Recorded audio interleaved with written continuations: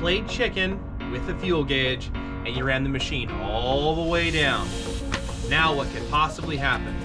Air into the line, sucking up sediment. Now you've got a down machine that's going to require a lengthy service call to get it back up and running. What possibly could be damaged from running your machine low? Well, you can ruin a fuel filter.